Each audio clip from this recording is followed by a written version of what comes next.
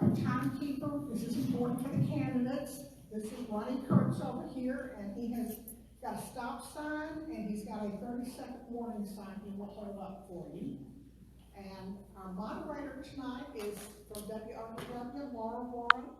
So we're very glad to have her, and I'm going to turn the program over to her now. Well, thank you so much for having me tonight, and we are in for what I'm sure is going to be a thrilling Friday night. As a mom, this might be as thrilling as it gets on Friday night, so thank you guys for joining along with us. Tonight we have the pleasure of hearing from Dewey Galeas. He is our incumbent District 4 Commissioner, and Alison Couch. She is the challenger, and tonight we're going to go over the format a little bit so you guys know what to expect. So if you have any questions about anything, please ask, and I'll be happy to try to clarify. So we're going to begin with opening statements by each candidate. In a moment, we'll do a coin toss, and whoever wins the coin toss will get to decide if they would like to begin opening statements or if you would like to go second. And then at the end, when we allow 2 minutes for a closing statement, we'll reverse the order so that there's no benefit either way, or both of you get the benefit, I should say. Also, after we do the 2-minute open, I will ask some questions that we've prepared, and then I will allow each of you to respond to each question I ask. So there will be 2 minutes per candidate response, and our timekeepers will keep you on track there. And then I will offer rebuttals, but only if there's a personal attack. So there are no rebuttals allowed in this case. I will kind of deem if it edges on the need for a rebuttal. But we are hoping for no rebuttals tonight, right? Because we're going to keep the gloves on, maybe. I don't know, it's Friday night. We'll see what happens.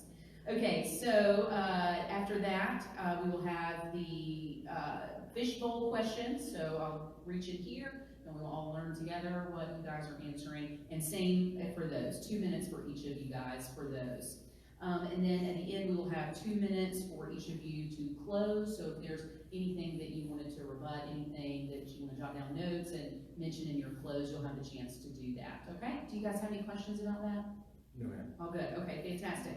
All right, so with that, let's dig right in. So our first question tonight, oh, I'm sorry, you guys, I've been dreading this coin flip because I am not an NFL referee. So I had a little bit of coaching, but all right, so let's have, You can call it. call it in the air? Okay. I don't know how long it's going to be in the air. All right. Okay, it is head, so Ms. Couch, you get to decide, do you want to open first, or would you like to defer? Okay. I would like to open The first. floor is yours. Okay. Good evening. My name is Alison Couch, and I'm running for District 4 County Commissioner. I would like to invite you all to visit my website and social media pages to learn more about me. Tonight, my opening statement will focus on the representation our district has been subjected to for the past 4 years. Though my patience has often been described to that of a saint, it has run out with our current commissioner. Mr. Galeas is unable to comprehend what the citizens of District 4 desire for our home, and I don't see any resolution in this problem in sight. His pompous attitude lends itself to being unapproachable and unrelatable to our everyday citizens. In relationships where he is meant to stand as a representative for the people of District 4, he uses intimidation, bullying, and gaslighting tactics to ensure that he gets his way. His attitude of entitlement over this seat runs deep and represents everything that is wrong with the good old boy establishment in today's politics. His inability to campaign on a unique set of platform issues became apparent as all of his campaign content has been made of rebuttals to issues I've researched and raised awareness on. And to market these rebuttals, Mr. Galeas has enlisted the county social media pages to reach their audience base instead of putting the time and work in to build his own. This is not the level of innovation, creativity, and problem solving that our district deserves. At the start of this journey, I simply knew the Lord had called me to run for this seat. Day by day, the why has been revealed to me. Win or lose, I know our campaign has not run in vain. It has prompted discussion and communication and has challenged the incumbent in ways that would have otherwise not occurred. I look forward to continuing to advocate for us in an official capacity as your next county commissioner. Mr. Galeas? Yes, ma'am. Hello, everyone. Thank you for being here. I'm Dewey Galeas, your current District 4 Commissioner. I'm the son of a practical nurse and union steelworker, a graduate of the University of Texas, and practicing nurse anesthetist. My military service spanned 3 continents and 2 conflict deployments. My service and presence in District 4 began in 1990 at Fort Gordon. Our first home was in Harlem. My stops have included Harlem Elementary, PTO President, Little League Coach, State Veterans Committee, Planning, and Non-Commissioner 2019 President. My record in office includes, but is not limited to, acquisition of the Harlem water sewer system and ending the price gouging of the city and county customers. The city of Harlem now has $7 million in its general fund. Free kiosks for Wi-Fi and broadband expansion. 27 miles of road paved, including Harlem city limits. 3 new traffic signals. Ambulance service improvements. Opening Gateway Park and Library in Grovetown. Acquisition of Maddie's house in Abilene. Wage support for our sheriff and public safety personnel. Advanced certification as a commissioner. Columbia County has the 2nd lowest rate in Georgia for taxes of benchmark counties. We achieved a standalone judicial circuit. We have a AAA bond rating, and our ISO insurance rating of 1.0 keeps your home rates low. SPLOST collections are 12 to 20% ahead of projections. And in the face of all of this, well, the question of this primary shall be, shall we replace an effective member of this leadership team, and why? And if you've heard this opening before, you have heard it before. I haven't changed it. I'd like to end on a positive note and not start with any attacks. Thank you. Okay, we will begin with the questions. We will alternate order, so Mr. Galeas will go first, Ms. Couch will respond to the same question next, and then we'll swap the order for the second question. Any questions? No. Okay. We will start it off. So, Mr. Galeas, what do you think is the biggest mistake the commission has made over the last decade, and how would you help to change that? Would you repeat that, please? Sure. What do you think is the biggest mistake the Columbia County Commission has made in the past decade, and how would you help to change that? Well, the status of the decisions of the commissioners is never in the hand of the current commissioner. We are term limited. We serve 8 terms at best. So if I had to pick at one thing that perhaps the commission has made an error in, it's perhaps a group of errors in pursuing not pavilions, but things like performing arts centers and things that are designed for glamour and glitz, when our people really needed infrastructure, roads, advancement of water, and things like that. I think that money and effort was probably expended in areas that perhaps they should not have been, and our people may have been advanced, particularly in District 4, they may be advanced in their positions if we had spent more money and effort on infrastructure and not on some of those feel-good projects. Ms. Couch, same question. What do you think is the biggest mistake the Columbia County Commission has made over the past decade, and how would you help to change that? I believe the biggest mistake the Columbia County Commission has made over the past decade is the Exit 183 off-ramp. We have seen much traffic. We've seen much congestion there.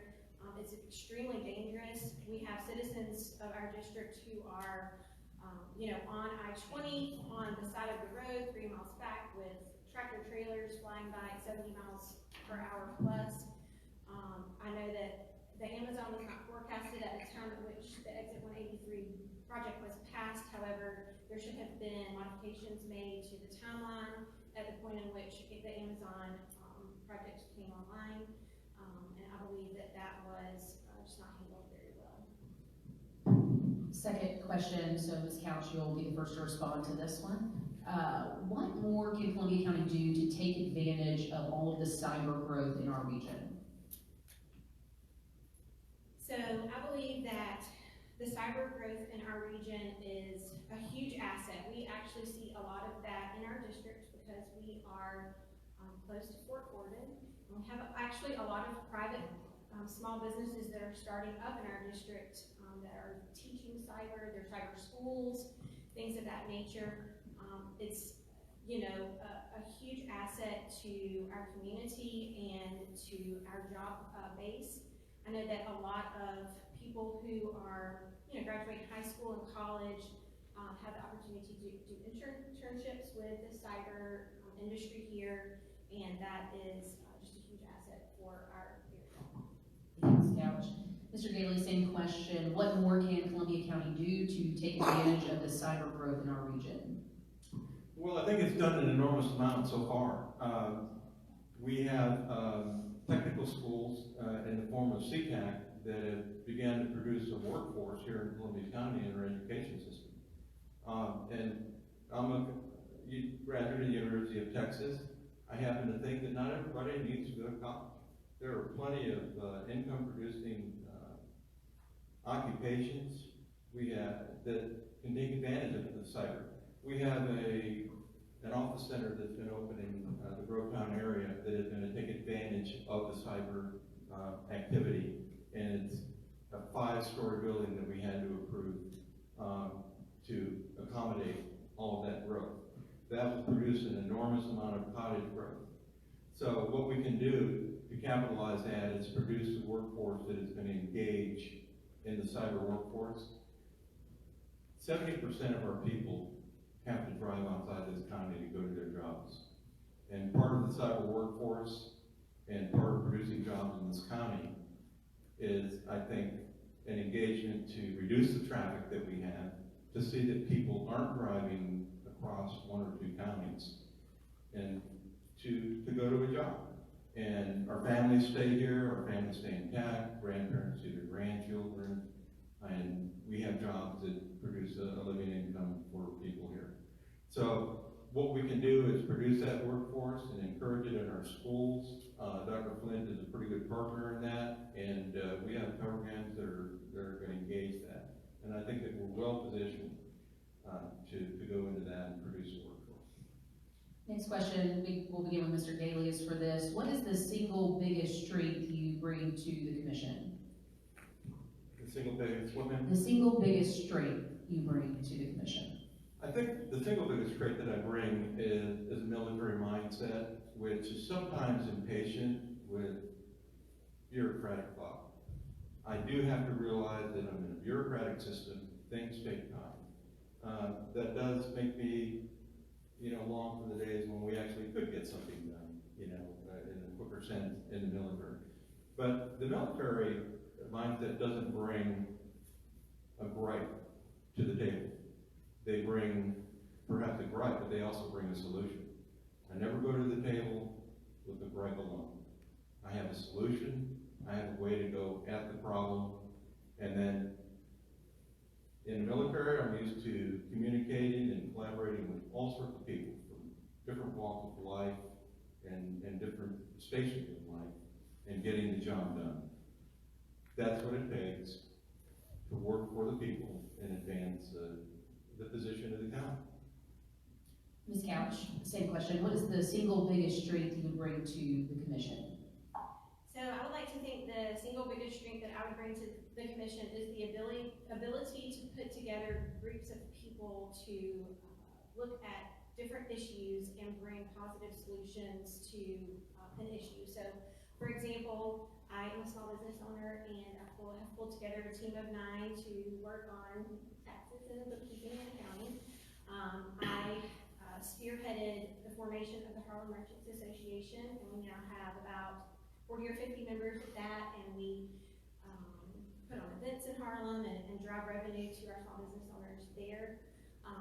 Just tonight in the audience, I have pulled together a group of friends and family to come out and support, including a bunch of kids who would rather be doing something else on Friday night. But yeah, I really think that I would have the ability to work with the commission, the municipalities, get them, working together on some things, and just bring people together to solve problems. Ms. Couch, did I give both of you? Yes, I did. Yeah. Ms. Couch, you'll begin with this question. Tell me about a time you had to deal with conflict, and how did you handle it? That's fine.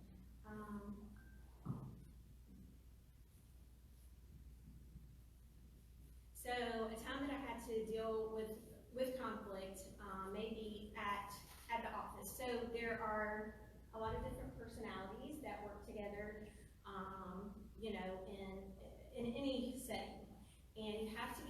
able to listen to what people's thoughts are on a particular situation, empathize with their thoughts, and then find a resolution that is suitable for both parties. So I really try very hard to always listen and always empathize with what someone else is going through. Mr. Galeas, same question. Tell me about a time you had to deal with conflict and how did you handle it? Well, you know, as a 66-year-old man, there's a life that's probably got plenty of conflict in it. And I learned over time that I could be right or I could be happy. Probably never going to be both. And so I need to find some area of compromise with something that perhaps we can both agree upon. And I also learned that in any encounter, when someone is provocative, the choice is either to escalate the situation or to try to modify the situation. And so, you know, through some techniques and through some patterns of behavior, I've been able to do that, and some will make those animal drives that we all have. Let's admit that we do have them. Okay, we're mammals. Okay, and look at the job, look at what needs to be done, what is the prize that day, and then going after it, and remembering always where the flag is and going for that. Next question, we'll start with Mr. Galeas. Will you support any efforts by Columbia County Board of Commissioners, should they come up, to consolidate Grovetown and or Harlem into the county? You know, that's a question that I really am not equipped to answer to a high degree, because that discussion has, to my knowledge, not occurred for 15 years. And it was after the effort of, and Augusta Richland County actually consolidating and incorporating. There are differences between consolidation and incorporation. I can't say that I know all the differences between them. But what I do know about it is that it's an immensely difficult process. It first of all takes a binding referendum on the part of the people. It requires local legislation. It requires every municipality to give up their ground. There are mayors who still want to be mayor. There are people who still want to have their local government. So you have to overcome those things. And speaking for local legislation is an area where all of your representatives, Senate and legislative branch, agreed on the piece of legislation. The last piece of legislation, and it's not an automatic, it's supposed to be, but the last piece of legislation to come through Columbia County was 598, which is the effort by Harlem to annex $70 million of real estate. It failed because the Board of Commissioners asked the governor to veto it. And I was very happy to participate in that. I never regret spearheading that effort and speaking loudly on it, because it would have decimated the county.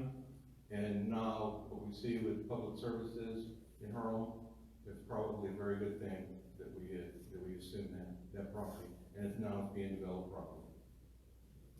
I was just checking my notes. Sorry, I didn't want to mention this because I didn't want to spring this on you guys later. I didn't miss the point. So after we conclude this question portion, there will be a time for candidate-to-candidate questions. So you guys will get 2 questions each in 1 minute to ask your question, 2-minute response time. But I wanted to make sure that I didn't spring that on you a little bit later. Yes, thank you. Okay, you're welcome. Okay, same question, Ms. Couch. Will you support any efforts by Columbia County Board of Commissioners to consolidate Grovetown and or Harlem into the county? Presently, I would not support consolidation of Harlem and Grovetown into the county. I believe in local government and how it gives the ability for people who live where they live, they go. So they are more attuned to the needs going on in their area. They're more attuned to the citizens there. They're more able to provide hometown services, if you will. For example, today, the Harlem Police Department escorted a field trip around Harlem where the kindergartners walked around and visited some of the local businesses, and the Harlem Police Department was able to do that. And while the Columbia County Sheriff's Department does an excellent job, I'm not sure that they would have time or manpower to do something quite And so that's just a very unique and special service that the local government can provide. Next question, we'll begin with Ms. Couch. Over the next 10 years, District 4 could see a doubling of its population at the rate we're seeing growth, making it the most populated district in the county. What will you bring to the table to make sure the needs of District 4 are seen and heard by the full commission? So to ensure the needs of District 4 are seen and heard by the full commission, I would invite commissioners to come visit District 4, to come and talk to some of the small business owners, to come talk to the residents of District 4, to come visit the schools, to see the beauty of District 4. It really gives you a different appreciation for something when you're able to see with your own eyes and smell with your own nose and talk to a person face to face about an issue that they're facing. And as our district grows in population, it's going to be ever more important to have that connection with the citizens that live there.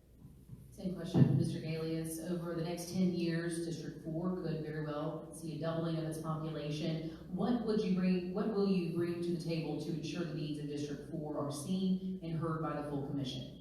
Well, first of all, I bring my experience, and then I bring my experience in office. When I first took this office, I was warned that I would be one commissioner against another 4. I didn't accept that. And so I began listening, learning, and seeing how things work. And I wasn't going to change the world, certainly. I needed to represent my constituents, but I needed to do it in collaboration with other commissioners. I don't count to 3 on any vote or any issue that confronts the Board of Commissioners. I count to 5. Because one commissioner has no power, all 5 commissioners have a lot of power.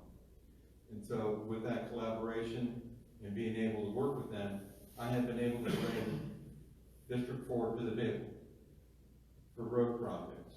5 out of 9 of the local improvement grants are occurring in District 4.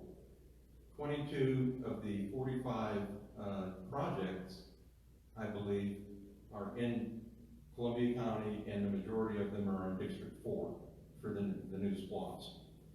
So what I would bring is the experience that I had at making mistakes, at having an idea, and then seeing that it probably was a good reason that it didn't play out. And then taking that and going with reason and experience and bringing my people to the table so that they can be heard, so that they can have a park, so that they can have an employment center, and they can have a life as they want to live it. And again, to conclude, I'm not in favor of consolidation nor incorporation. Thank you both. Okay, we're going to go from the fishbowl at this time. The first question, and this one goes to Mr. Galeas. To what lengths have you gone, or would you go, to seek community input rather than just being on standby? Well, I can tell you about the lengths that I have gone to. I participated in 7 Facebook forums that a lot of you may have seen me on. I have been to every fair, parade, dog trot, and concert and event in District 4 over my term. Okay? I answer, I believe, every email, although with 5,000 emails was tough to remember or to do that exactly. And I actually have answered emails from Mrs. Couch and her parents. And over the hotel issue in Apple, which I was able to stop with the work of the other commissioners. And you asked me to represent you, and I did that, and I stopped it. Your mother did the same, and Mr. Couch did that as well. But Mr. Couch did end up with a strange conclusion, in that he said we do not want to become another grow town. I wasn't sure what to make of that, but he did communicate that to me. And so, you know, what I can say is that I have communicated with people, I have listened with people. it is sad that we have these computers that we carry around with complete knowledge of human existence. And all we can manage to do is insult each other with them. It's very sad occurrence to me. I wish I could make everybody hear what I have to say. It just doesn't happen. Ms. Couch, you get a 1-minute rebuttal. I would just like to clarify that my husband has never emailed you. My father has, and his name is Joe Green, not Mr. Couch. Secondly, it is your duty to represent us as your constituents, and I appreciate that. Now the same question, to what lengths, Ms. Couch, have you gone or would you go to seek community input rather than just being on standby? So as a very active member of my community, I already seek input, and I have received a ton of input during this run. So I am the president of the Merchants Association. I talk to business owners quite frequently, have visited business owners in Appling quite frequently. I've talked to citizens in Grovetown. I visit my children's school. I talk to their teachers and other parents that have children there. I just feel like I'm a very plugged in member of our district and would of course continue to be one. I would love to hold town hall meetings. I would love to have some sort of YouTube channel where I'm relating information through videos. I like to use social media. I think that's a great way to communicate information to people. So I think there's just a lot of ways to communicate and stay engaged with the citizens of District 4. Do I have a moment? She didn't make a personal attack or anything. Okay, very good. So we will move on. Okay, I'm sorry, I can't read that one. Sorry about that. I'll try to circle back my eyes. Okay, this one begins with Ms. Couch. Excuse me. What do you plan to do for or in preparation for future generations? It's a great question. So to prepare for future generations, for example, I've gone to speak to a young entrepreneur group at Harlem High School in the past. I've gone to talk to them about being a business owner and what it takes, and getting started, and what they might want to look at, and passion in starting a small business. I'm very engaged with, of course, the younger generation now, because my children are almost 7 and 12 years old. So, just talking to them, having kids over to the house, and talking to them about their dreams and what they want to be when they grow up, and encouraging them to follow that. I have a little group of girls that have taken their Barbie dolls and made little Alison Couch for Commissioner signs, and the Barbie holds it, and they send pictures to me. So, just plugging in and being on their level and relating things to what they love is a great way to bring about for the future generations. Mr. Galeas, what do you plan to do for or in preparation for future generations? That starts fairly early in life, I believe, having raised 3 children and now having 5 grandchildren. What I have done is participate in achieving a standalone judicial circuit for you. We have our district attorney who has our values. Public safety is the #1 legitimate concern of local government. If you don't have it, it doesn't matter what you fill your schools with. It doesn't matter what you pave your roads with. People will leave. That gives our children a safe place to live and to feel that they can achieve their dreams. What we also can do is our parks and recreation are terrific, and I want those parks and recreation to be a place where they can not only build memories, but in District 4 we have very historic places that need to be respected. The Maddie's house is one example, which we were able to buy, and now is going to be on track to be a community center. That is a respect for our past. There are 204 historical properties in Columbia County. Most of them are in District 4. And so I would prepare our people to prepare the future by making our children safe and giving their parents a place to raise them and not be bothered by many of the things that we see bothering us here today. Some of them are only 10 miles away. This is our safe space, and I would prepare it by defending our home and keeping it against all attackers.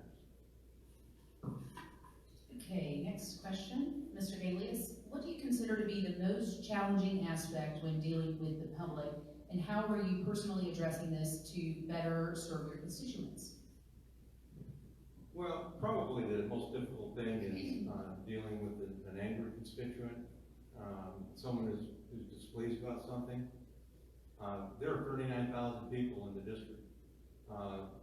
Sometimes they'll tell me that, well, I've never seen you.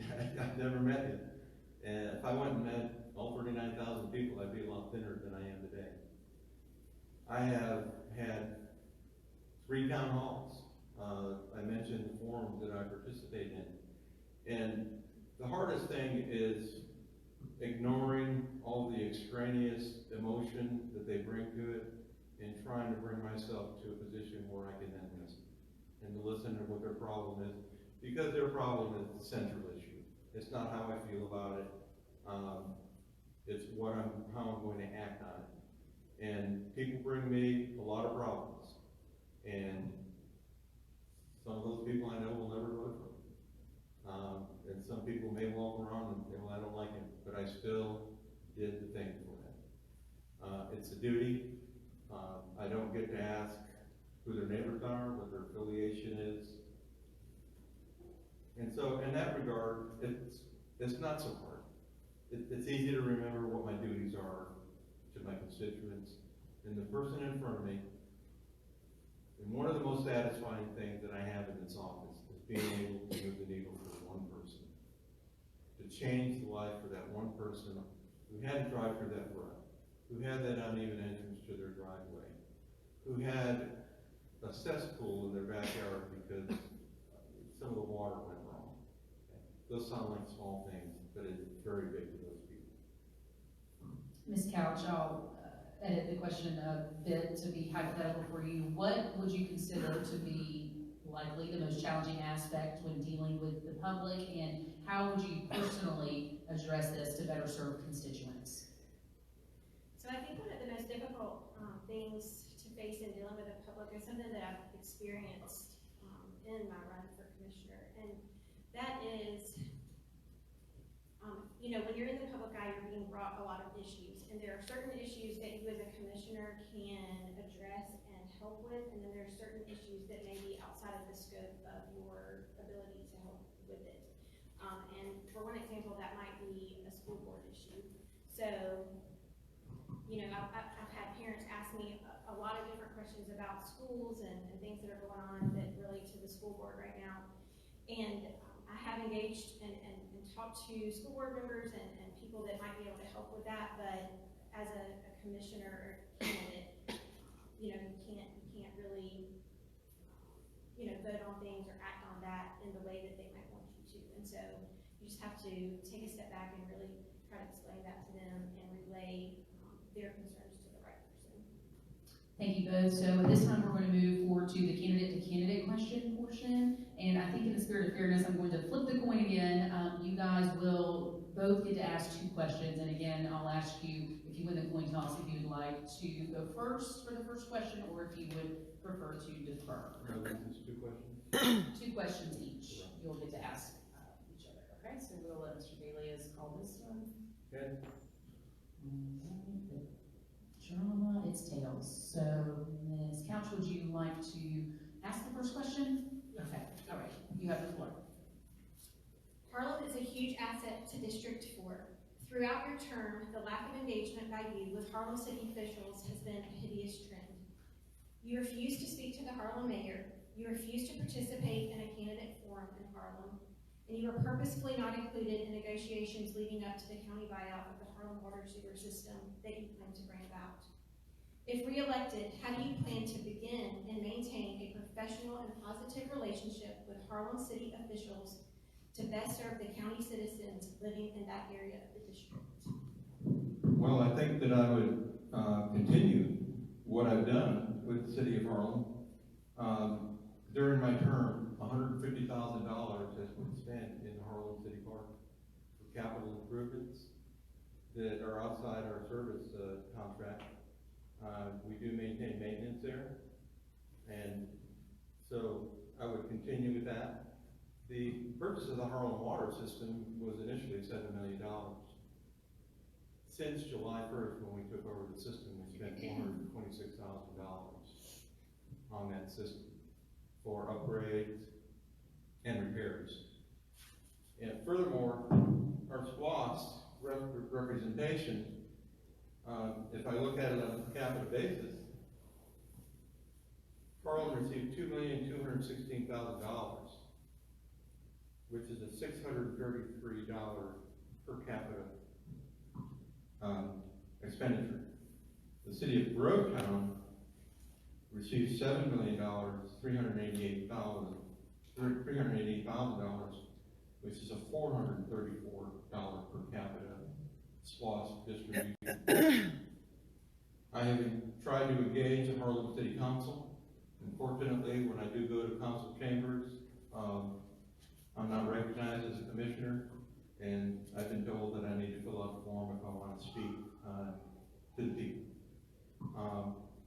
I did engage with the latest housing development effort that was there, and even though it was in city limits, those are our common constituent, and I spoke out against 157 homes on 25 acres.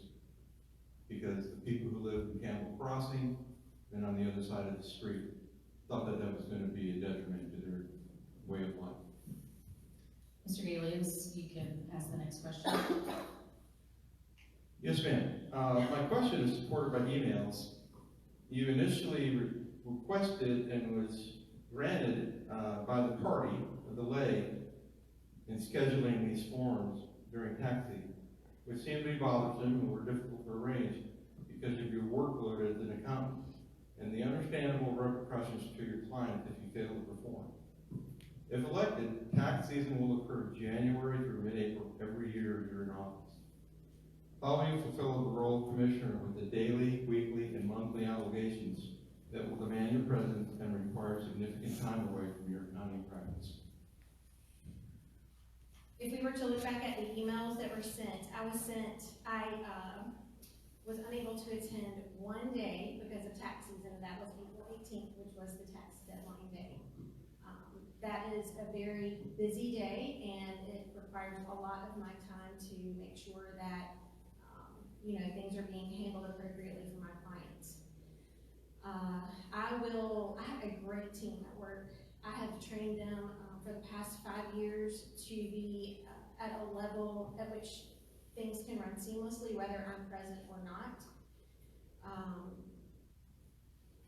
I work very hard to have a well-balanced team and to serve my clients very well, and I think that record would extend to the citizens of District 4. They would be at the top priority for me, and I would be available to my citizens 365 days a week. 365 days a year.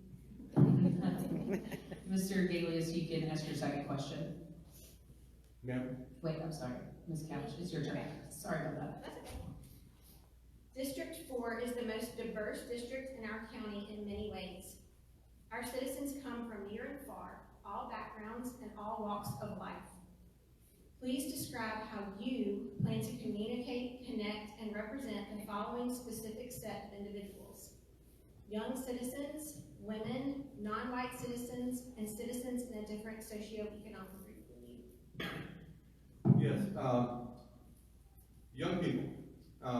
I engage the people in Harlem and Grovetown who are on athletic teams.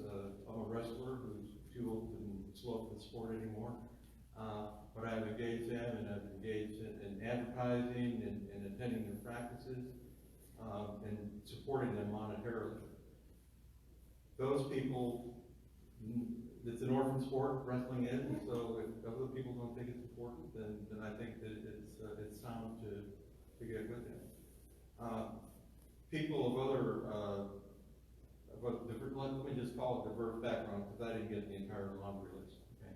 I come from an environment where we only bleed red, and we look at a cause that is greater than ourselves and service beyond ourselves. That never crosses my mind to fail to engage someone just because they're of a different background or a different race. You might have noticed that I am not all white, and so I have an affinity and an ability to engage people who are not on the top tier of life. One of the things that drew me into an office is that 25 years ago, one of my children was treated badly on a school bus.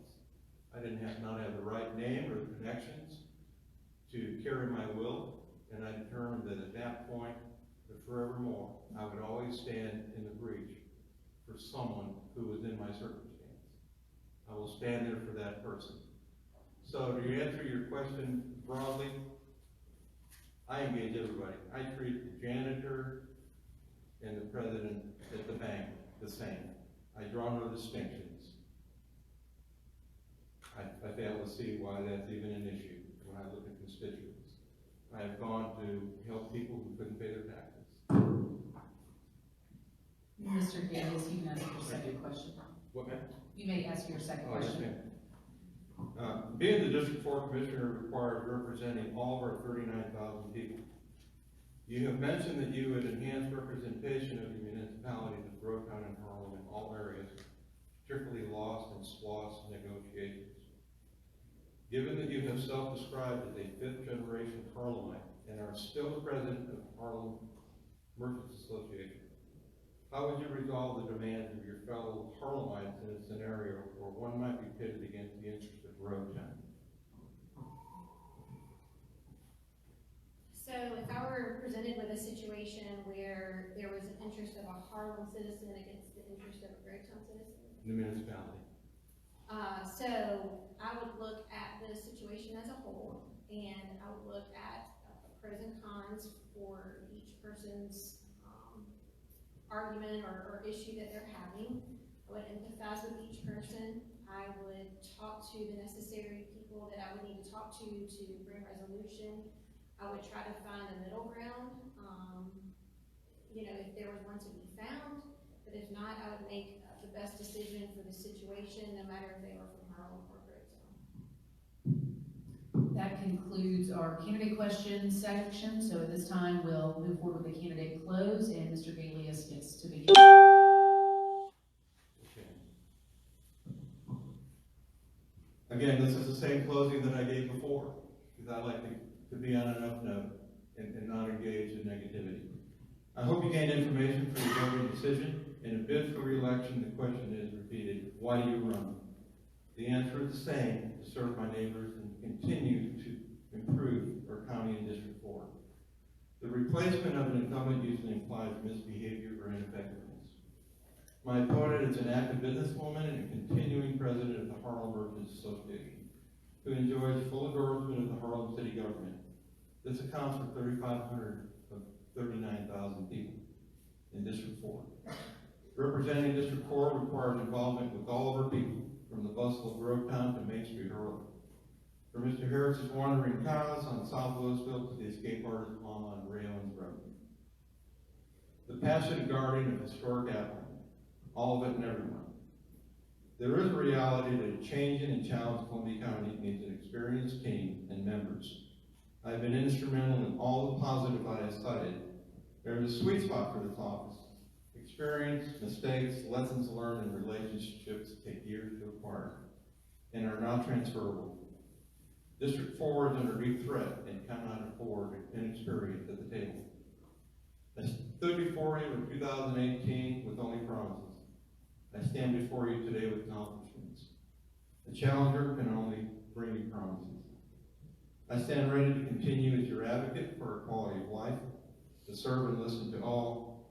I humbly ask for your vote to continue my commitment and service to District 4. God bless everyone. Ms. Couch. Thank you.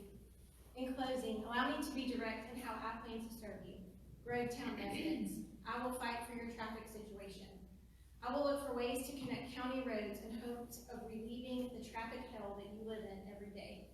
I have a successful track record of building back a downtown and vow to work with your city officials in exploring a walkable downtown square.